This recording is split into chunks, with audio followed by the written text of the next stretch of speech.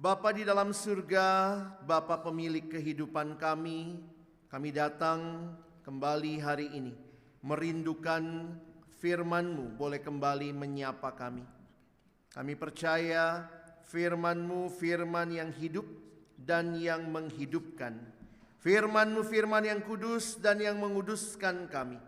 Firman-Mu firman yang tidak berubah, tetapi firman yang kami percaya sanggup mengubah kehidupan kami. Itulah yang kami rindukan, jadi bagian dari setiap kami yang hadir pada malam hari ini.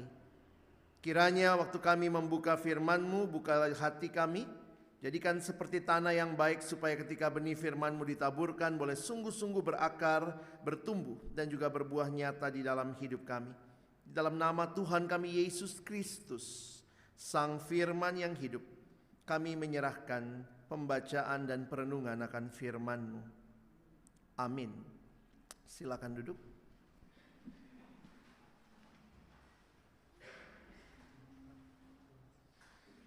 Shalom.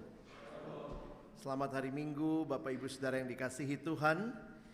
Bersyukur kesempatan yang indah Tuhan berikan untuk kita beribadah bersama-sama.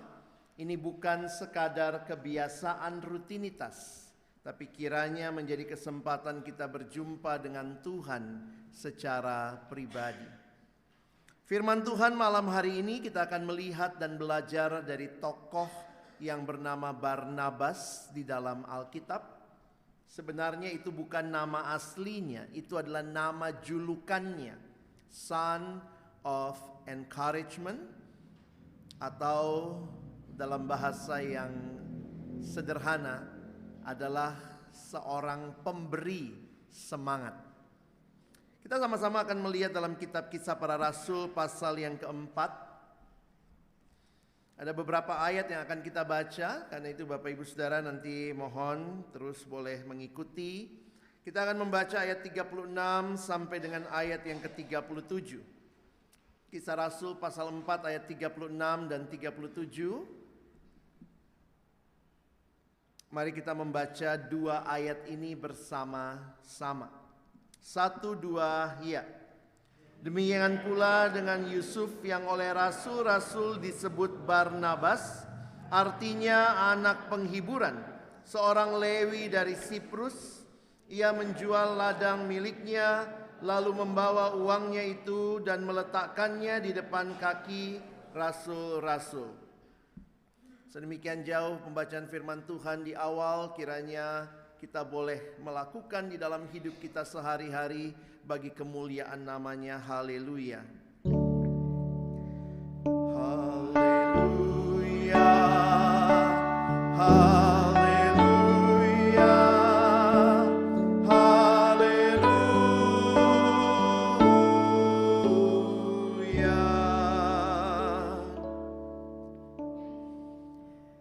Biasanya Bapak Ibu Saudara orang memberikan nama julukan karena karakter yang begitu melekat pada orang yang diberi nama itu.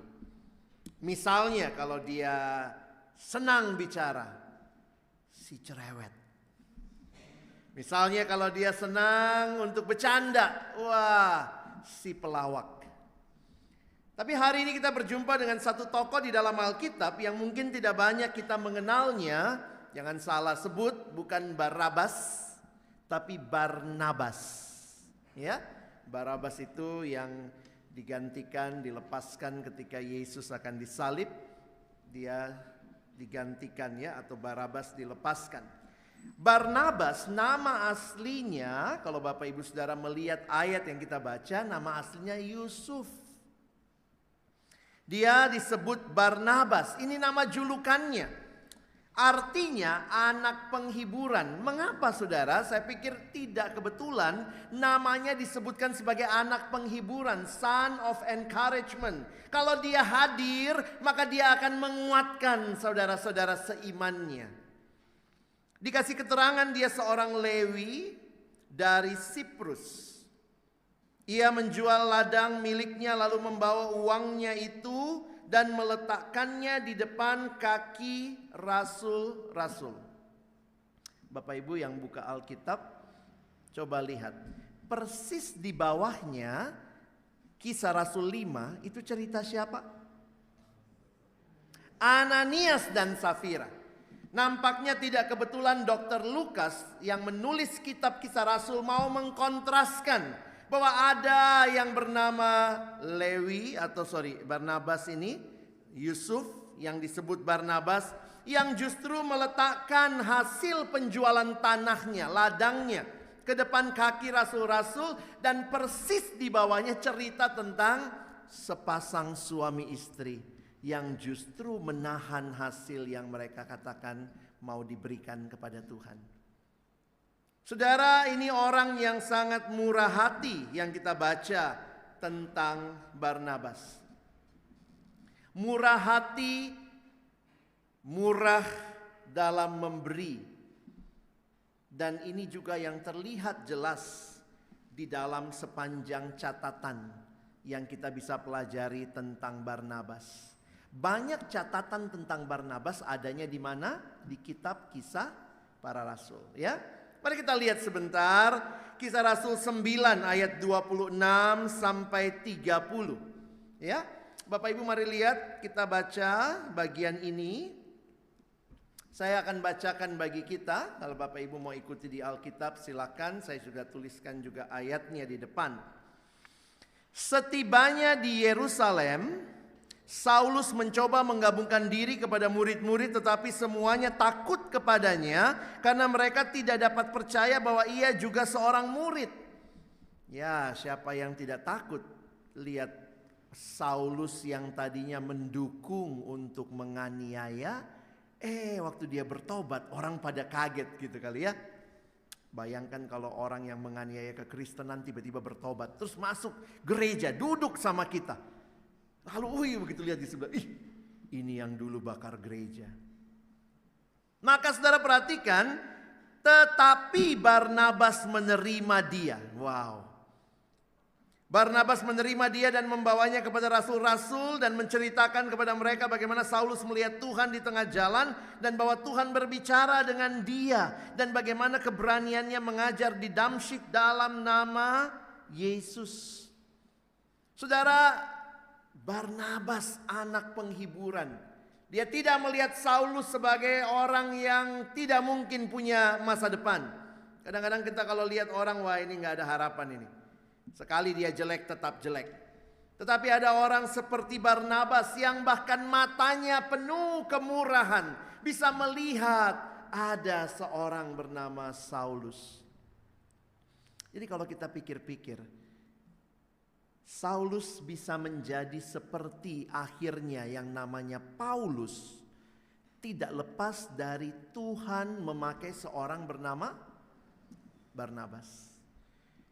Lalu perhatikan, dan Saulus tetap bersama-sama dengan mereka di Yerusalem dan dengan keberanian mengajar dalam nama Tuhan.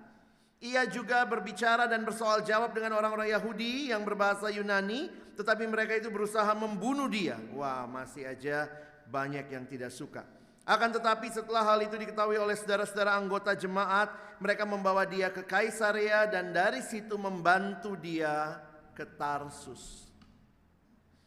Saudara, indah sekali kalau di dalam jemaat Tuhan ada orang seperti Barnabas, yang namanya bukan cuma julukan yang diberikan sebagai sesuatu yang klise, tapi benar-benar dia hidupi.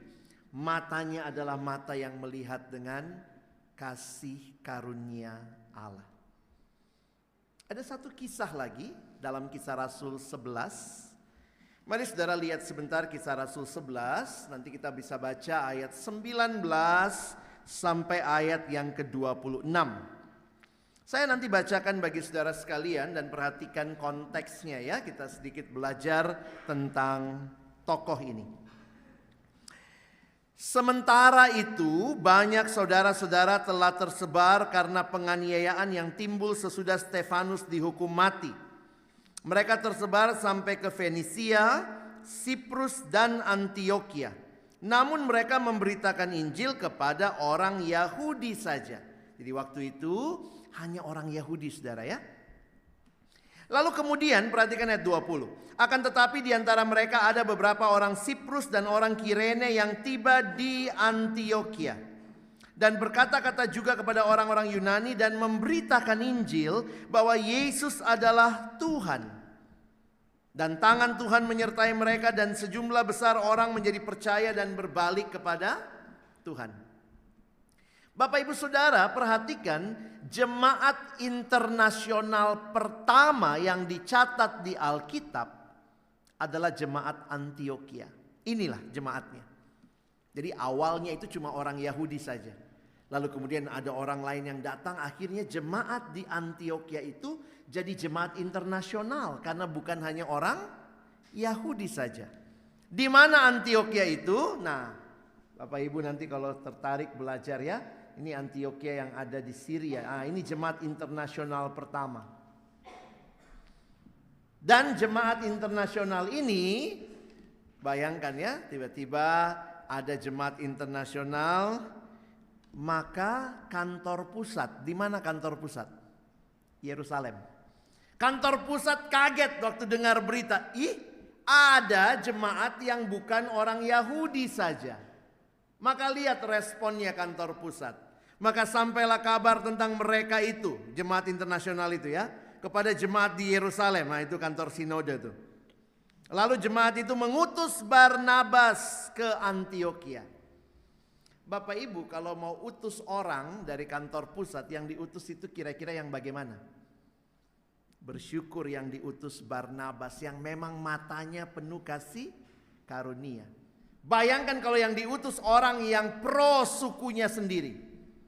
Begitu datang, kenapa ini bukan Yahudi? Tetapi yang diutus adalah seorang seperti Barnabas. Perhatikan ayat 23. Setelah Barnabas datang dan melihat kasih karunia Allah, bersukacitalah ia. Padahal jangan lupa ya, pada waktu itu jemaat hanya orang Yahudi.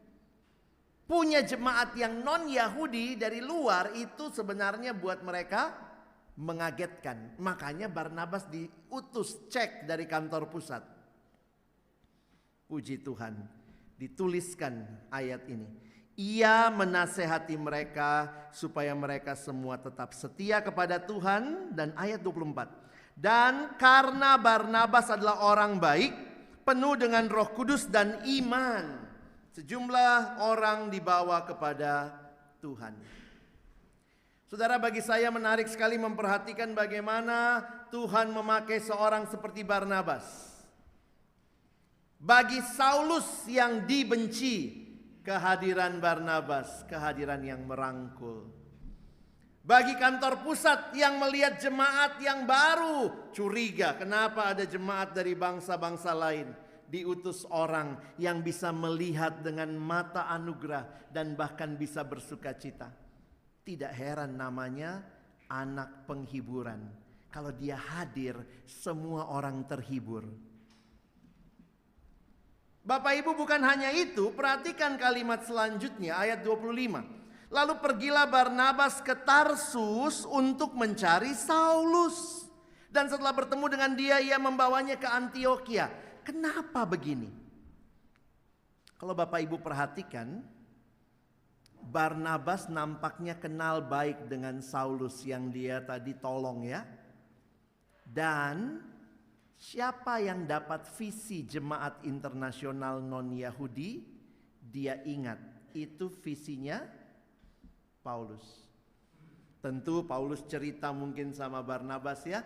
Karena dia cerita penglihatan yang dia lihat di Kisah Rasul 9. Aku dikhususkan bagi bangsa-bangsa non-Yahudi. Maka ini pemimpin yang luar biasa bagi saya. Kenapa tidak dia saja yang ada di situ? Lalu dia dapat nama kan? Wih, Barnabas hebat, luar biasa. Barnabas tahu ada orang seperti Paulus yang namanya masih Saulus. Dia bahkan pergi cari ke Tarsus. Waktu ketemu dia bawa ke Antiokhia. Sehingga ayat 26 dicatat mereka tinggal bersama-sama dengan jemaat itu 1 tahun lamanya. Sambil mengajar banyak orang di Antiokhia lah murid-murid itu untuk pertama kalinya disebut Kristen. Dia cari saudara. Dan waktu dia cari, dia bawa Saulus ke Antiokhia. Sehingga kalau Bapak Ibu perhatikan, dari Antiokhia lah Paulus akhirnya melakukan perjalanan misi.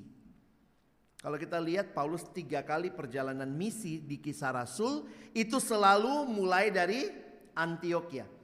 Dari Antiokhia, nanti kalau Bapak Ibu bisa perhatikan ya, dari sini Antiokhia inilah ini Paulus pergi perjalanan misi pertama. Ini ya, Paulus perjalanan misi yang pertama. Dan kalau saya perhatikan, tidak lepas dari seorang yang bernama Barnabas. Barnabas bukan orang yang fokus pada dirinya. Dia benar-benar orang anak yang membawa penghiburan. Bahkan ketika itu dia mencari Saulus, menemukan dia, bawa ke Antiokhia. Sehingga mulailah perjalanan misi yang pertama. Bapak Ibu nanti cek di rumah ya. Nama yang muncul di dalam Kisah Rasul itu selalu ditulisnya begini awalnya ya. Barnabas dan Saulus atau Paulus. Barnabas, Saulus. Barnabas, Saulus. Tetapi nanti kira-kira Kisah Rasul 13 namanya berubah. Saulus dan Barnabas. Nampaknya ini orang yang membuka jalan untuk Paulus. Dan dia tidak masalah kalau sekarang dia jadi orang kedua. Karena ketika dicatat Barnabas dan Saulus, nampaknya yang mimpin Barnabas. Tapi kemudian Saulus dan Barnabas.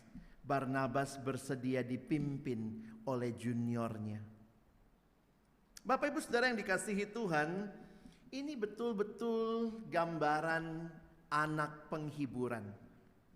Seorang yang kehadirannya memberikan penghiburan, seorang yang tidak takut dipepet atau disalib oleh juniornya, tapi yang bahkan membuka jalan, memberikan jalan. Sehingga ini pemimpin sejati, saudara. Pemimpin sejati bukan yang punya banyak pengikut. Saya senang dengan kutipan ini. True leaders don't create followers. They create more leaders. Ini generasi yang suka banyak follower ya. Tapi buat apa follower banyak-banyak? Saya selalu ingat itu ya. Waktu bicara follower di Instagram, di Facebook ya, ada mama-mama Facebook juga mungkin di sini ya, oma-oma Facebook. Senang ya banyak follower, tapi saya selalu ingat, kalau banyak follower saya mau ajak mereka follow siapa? Harusnya follow Yesus. Ya. Nah, orang seperti Barnabas benar-benar dipakai Tuhan. Saya pikir namanya bukan cuma sekadar nama, tetapi benar-benar kehidupannya yang membuat akhirnya disebut nama itu. Selanjutnya, ini bagian terakhir di dalam kitab Kisah Rasul di mana nama Barnabas muncul. Memang ini agak menyedihkan kisahnya, dicatat oleh Dr. Lukas. Kisah Rasul 15 ayat 35 sampai 41. Ayo kita lihat sebentar. Saya bacakan bagi kita. Paulus dan Barnabas tinggal beberapa lama di Antiokhia. Jadi ini setelah perjalanan misi pertama. Ingat ya, perjalanan misi mulai di Antiokhia, maka pulangnya kemana? Antiokhia lagi. Nah, waktu selesai di Antiokhia dia tinggal berapa lama? Mereka bersama-sama dengan banyak orang lain mengajar memberitakan firman Tuhan. Tetapi beberapa waktu kemudian berkatalah Paulus kepada Barnabas. Kelihatannya sekarang sudah Paulus yang mimpin ya. Baiklah kita kembali kepada saudara-saudara kita di setiap kota di mana kita telah memberitakan firman Tuhan untuk melihat bagaimana keadaan mereka. Jadi balik kemana? Ke kota-kota yang sudah diinjili di perjalanan misi pertama. Itu usulnya ya. Nah, lalu lihat. Dituliskan ayat 36. 37 ya. Oke. Barnabas ingin membawa juga Yohanes yang disebut Markus. Tetapi Paulus dengan tegas berkata bahwa tidak baik membawa serta orang yang telah meninggalkan mereka di Pamfilia dan tidak mau turut bekerja bersama-sama dengan mereka. Emangnya siapa Markus ini? Kenapa gara-gara Markus ini berantem antara Paulus sama Barnabas? Jadi singkat cerita, Markus ini diajak pelayanan di perjalanan misi pertama. Bapak Ibu jangan mikir perjalanan misi Paulus tadi keliling, oh deket itu Pak, kalau sekarang tur juga paling 5 hari selesai. Saudara tahu berapa lama perjalanan misi pertama? Itu kurang lebih 2 tahun. 2 tahun perjalanan misi. Nah sedihnya, coba Bapak Ibu lihat sebentar ya siapa Markus ini. Jadi kita lihat Kisah Rasul 13 ditulis begini. Oleh karena disuruh Roh Kudus, Barnabas dan Saulus berangkat ke Seleukia. Ini masih Barnabas pemimpinnya. Dari situ mereka berlayar ke Siprus. Setibanya di Salamis mereka memberitakan firman Allah di dalam rumah-rumah ibadat orang Yahudi. Dan Yohanes menyertai mereka sebagai pembantu mereka. Namanya Yohanes ini namanya Yohanes Markus. Jadi ini orang yang ikut pelayanan Paulus dan Barnabas di misi pertama. Di tengah jalan dia mundur. Coba lihat ya ayat 13. Lalu Paulus dan kawan-kawan meninggalkan Pafos dan berlayar ke Perga di Pamfilia. Tetapi Yohanes meninggalkan mereka lalu kembali ke Yerusalem. Kita nggak dikasih tahu kenapa Yohanes meninggalkan. Yohanes Markus ini kenapa pulang? Beberapa penafsir bilang mungkin terlalu berat pelayanannya Paulus dan Barnabas. Sehingga kucuk-kucuk di tengah jalan, aduh capek banget lari pulang Ibu-ibu yang banyak pembantunya pulang berasa tuh. Ya kayak gitu tuh. Karena cerewet mungkin ibunya di rumah, tante terlalu cerewet, akhirnya besok mbaknya pulang, begitu buka kamar kosong. Pernah gitu? Nah ini kira-kira begitu ya. Saya bayangkan Paulus sama Barnabas mungkin lagi semangat, ayo kita bukan bersihkan, kita pelayanan. Yohanes pulang. Kenapa? Gak kuat. Beberapa penafsir bilang mungkin gak kuat tuh ikutin ritmenya Paulus dan Barnabas. Nah waktu mau pelayanan lagi, Barnabas bilang kita ajak Markus ya. Paulus bilang enak aja. Tadi dia tinggalin kita di tengah jalan, kita lagi pelayanan. Sekarang mau ajak dia, oh sorry. Makanya terjadilah perselisihan. Hal itu menimbulkan perselisihan yang tajam sehingga mereka berpisah. Bapak Ibu ini satu hal yang menyedihkan ya sebenarnya karena akhirnya pelayanannya pecah. Alkitab dengan jujur memberitahukan hamba Tuhan bisa beda pendapat. Ya, jangan pikir hamba Tuhan selalu sepakat, tidak. Kita kadang-kadang beda pendapat.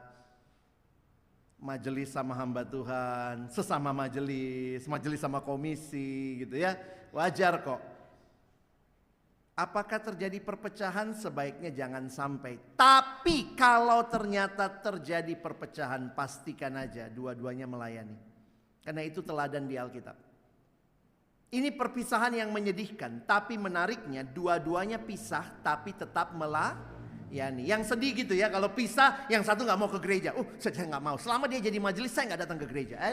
Nanti yang kayak gitu-gitu tuh. Udah pisah. Ini Paulus pisah sama Barnabas tapi masing-masing pelayanan saudara. Jangan sok pisah lalu yang satu tinggal di rumah. No. Nah lihat ya. Hal itu menimbulkan perselisihan, mereka berpisah. Barnabas bawa Markus. Paulus memilih Silas. Makanya beberapa surat ada nama Silvanus, itu nama lainnya Silas. Jadi Paulus ambil timnya Silas. Sesudah diserahkan oleh saudara-saudara itu kepada kasih karunia, berangkatlah ia mengelilingi Syria dan Kilikia sambil meneguhkan jemaat-jemaat di situ. Ini terakhir kali nama Barnabas dan nama Markus muncul dalam kitab Kisah Para Rasul. Setelah perselisihan itu udah nggak ada. Sampai selesai Kisah Rasul itu ceritanya tentang Paulus, Silas dan tim. Ada Timotius dan beberapa di situ ya. Nah, tapi pertanyaan kita ini kan biasa ya, kalau kita nonton sinetron kan mau tahu akhirnya gimana ya? Kepo nggak? Saya ikut mama saya nonton apa tuh Ikatan Cinta, sampai udah gak masuk akal ya kan. Andin udah mati, si itu pergi cari Andin gitu ya. Saya sampai pikir ini akhirnya kayak apa. Nah kita juga kan mau tahu ya. Paulus sama Barnabas pisah. Kira-kira bagaimana Paulus sama Barnabas setelah pisah? Nah ini cara yang baik untuk mengerti ya. Setelah peristiwa perselisihan mereka, bagaimana kira-kira rekomendasi Paulus kepada Barnabas? Kan ada begitu ya, begitu pisah, memang itu jelek dia. Oh sampai kapanpun jelek dia ya. Kira-kira Paulus begitu enggak? Ternyata tidak loh Bapak Ibu ya. Menarik sekali, coba lihat 1 Korintus 9, waktu Paulus tulis surat sama jemaat Korintus, dia kasih contoh dia dan Barnabas. Berarti Paulus masih menganggap Barnabas hamba Tuhan yang baik. Jadi memang kita bisa beda pendapat, tapi jangan bilang selamanya dia nggak berubah. Pokoknya sekali jelek tetap jelek. Kadang-kadang kita begitu ya. Kita lebih gila dari Tuhan ya. Tuhan aja kasih kesempatan orang bertobat. Tapi kalau kita, saya pernah ketemu satu ibu-ibu, tante ini sangat Kristen ya. Pakai salib gitu. Terus kemudian datang sama saya, Pak Pendeta saya boleh sharing? Iya tante silakan. Terus dia bilang, ya Pak Pendeta saya orang baik. Kalau orang baik mari tutup doa kan. Ibu sudah baik, puji Tuhan ya. Kemudian dia cerita, tapi Pak Pendeta, saya ini orangnya percayaan sama orang. Kalau orang baik sama saya Pak, saya bisa lebih baik sama dia Pak. Tapi kalau orang jahat sama saya Pak, saya bisa lebih jahat sama dia. Saya pikir tantenya pakai salib tapi tanduk keluar. Betul, Paulus sama Barnabas beda konsep. Saya mau ajak Silas, saya mau ajak Markus. Tapi mereka tidak saling menjelekkan kemudian. Bahkan waktu Paulus kasih contoh tentang hamba Tuhan yang harusnya mendapatkan hak dari pekerjaan tangannya ya. Maka Paulus kasih contoh Barnabas. Atau hanya aku dan Barnabas sajakah yang tidak mempunyai hak untuk dibebaskan dari pekerjaan tangan? Nah itu kira-kira begitu konsepnya ya. Jadi ini waktu itu Paulus lagi bicara upah. Kalau hamba Tuhan kerja ya kasih upahnya dong. Maka dia bilang, memangnya aku sama Barnabas harus dibebaskan dari pekerjaan tangan. Dia masih melihat Barnabas sebagai hamba Tuhan yang baik. Meskipun mereka pisah. Di Galatia pasal 2, nah ini Bapak Ibu sederhananya ceritanya begini ya.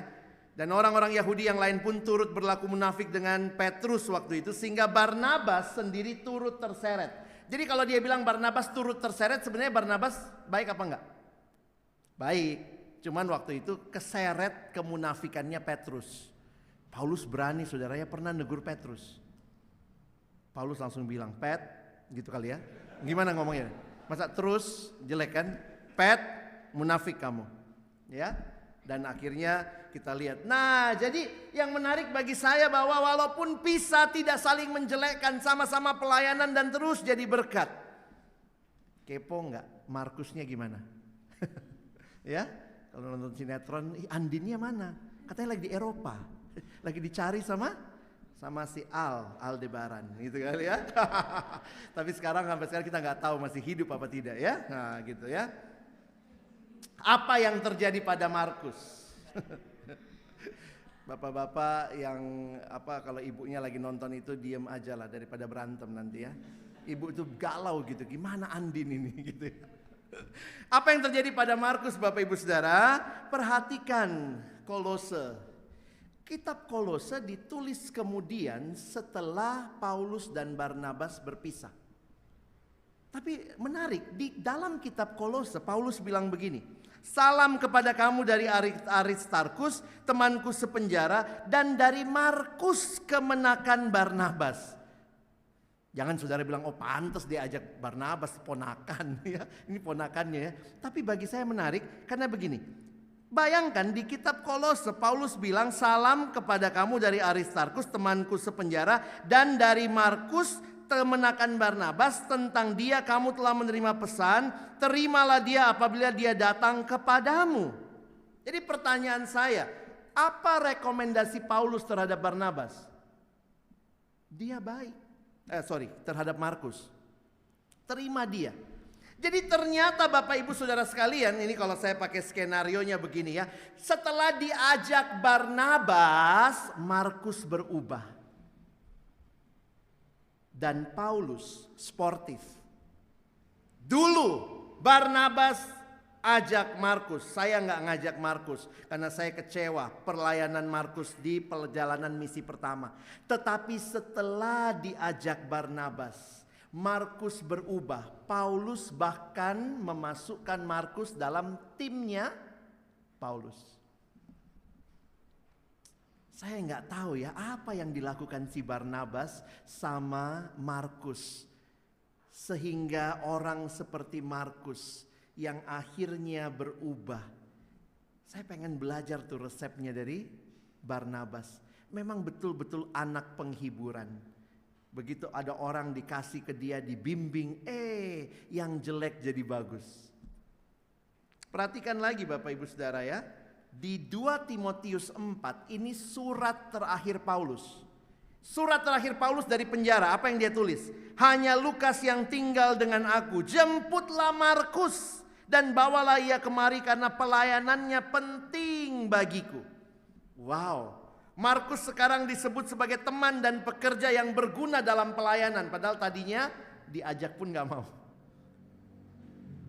Markus bisa seperti itu kira-kira karena siapa saudara? Karena Tuhan dan karena Barnabas. Puji Tuhan ya, gak semua orang di gereja kayak Paulus ya. Kita butuh orang-orang kayak Paulus yang tegas. Tidak, ini begini gak boleh. Tapi kita juga butuh orang yang akan membuka tangannya. Ayo sini, kita bangun, kita bentuk, kita pulihkan. Gereja butuh keduanya. Tangan seorang ayah yang tegas dan tangan seorang ibu yang merangkul. Makanya sebenarnya Paulus sama Barnabas ini tim yang baik ya. Tapi bagi saya yang menarik, ketika Markus berubah, Paulus pakai dia dalam pelayanan. Ini orang yang sportif. Saudara, Markus dicatat di dalam sejarah gereja sebagai seorang yang pernah akhirnya membantu beberapa rasul. Dia membantu Paulus dan juga Markus membantu Petrus.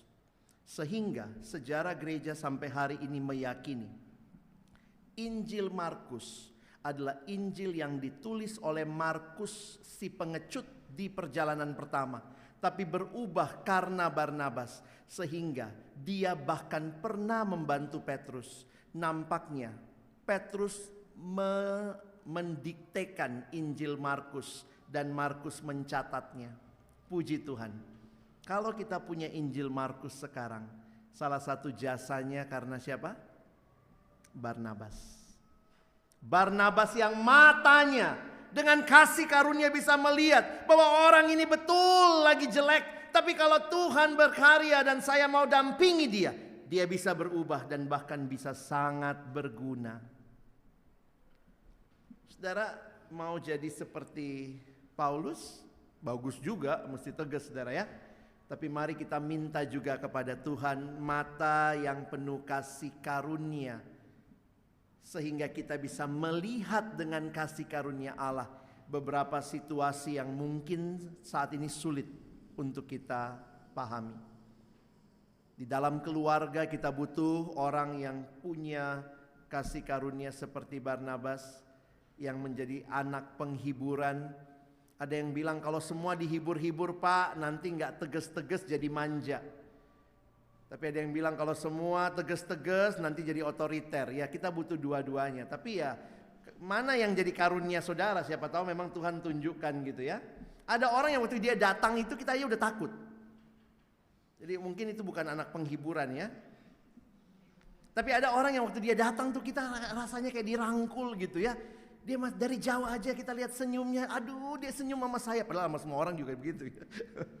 Tapi itulah saudara ya, saya melihat memang satu sisi karunia, tapi sisi lain ini tipikal anak Tuhan yang harusnya matanya juga penuh dengan kasih karunia. Saudara ingat, Allah ciptakan kita sebagai manusia yang butuh satu sama lain ya, ingat itu. Tidak baik manusia itu seorang diri. Jadi dari awal penciptaan Tuhan tidak menciptakan kita sendiri.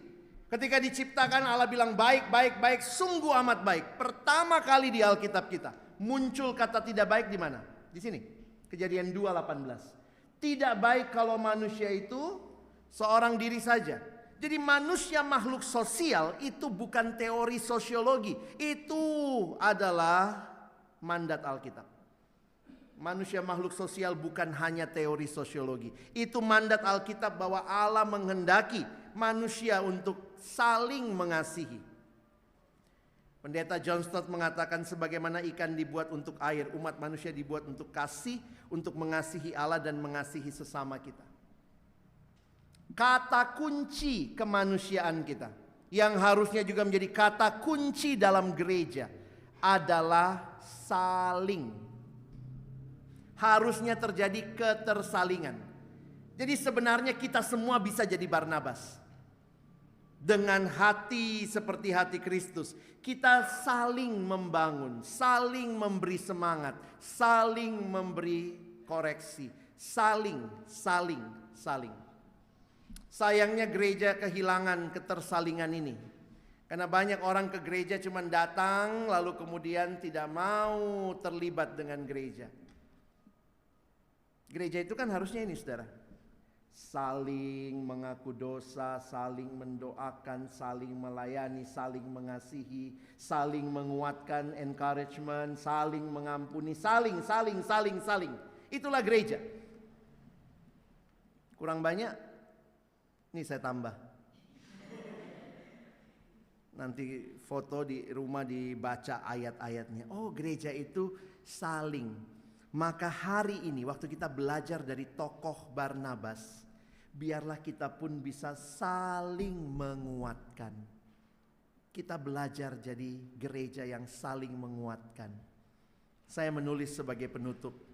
Seperti Barnabas, kita juga dapat menjadi pemberi semangat, dorongan bagi orang lain dalam perjalanan hidup mereka. Dan dengan kasih karunia Allah kita dapat mengarahkan mereka kepada Yesus dan membantu mereka bertumbuh dan dalam pelayanan sebagaimana orang lain yang telah Tuhan pakai memegang tangan kita melalui berbagai tahap dalam kehidupan kita sendiri. Saudara, coba ingat-ingat, siapa Barnabas kita? Adakah orang yang Tuhan pakai membawa saudara lebih dekat sama Tuhan? Nah, itu Barnabas kita ya. Mungkin itu guru sekolah minggu kita dulu, mungkin itu guru agama di sekolah, mungkin itu teman kita, mungkin itu orang tua kita, mungkin itu pendeta kita dulu. Dan kalau saudara pernah menikmati dalam perjalanan imanmu, Tuhan memakai beberapa Barnabas untuk saudara, maka pertanyaannya malam ini, maukah saudara juga dipakai Tuhan jadi Barnabas buat saudara-saudara kita yang lain? Yang mungkin dalam kesulitan, kelemahan, kita hadir memberi dorongan. Kita tidak tahu apa yang mungkin terjadi. Barnabas mengambil Markus si pengecut. Tetapi ternyata dalam anugerah Tuhan, Markus menjadi pelayan yang sangat berguna. Mari jadi Barnabas bagi orang-orang yang Tuhan hadirkan di sekitar kita. Amin.